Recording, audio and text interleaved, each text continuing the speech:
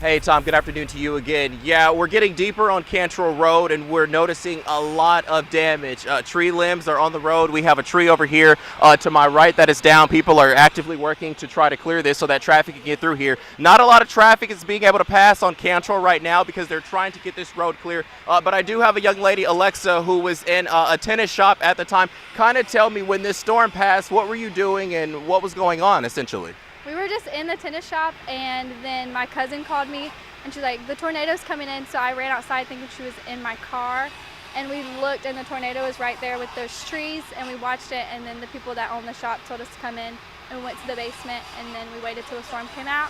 I was done, and then we came out and there was a tree on my car. I was going to say, you and your friends fortunately are okay, but now tell me exactly, where is your car? It's down this area on. It's on the shopping center, like two shopping centers down. And so the tree is just completely on your car. Is there going to be someone that I guess is going to be coming to pick that up? Someone's going to come cut it out, and then we're going to be able to get it on the road, hopefully. Just tell me, what was going through your mind at the time when that storm was passing through? What did it sound like? It was terrifying. Honestly, I was not even paying attention to the sound. I was just watching it because I saw it at first.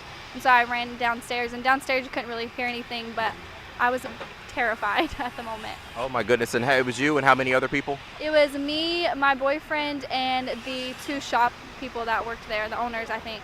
So. Well, Alexa, fortunately you and your friends are okay. Thank you so much for talking to us. We're going to send things back to you, Tom. We're going to make our way down Cantrell and try to see more damage, but I can imagine that there is a lot of damage because this has been, as Nathan and you have been saying, pretty catastrophic.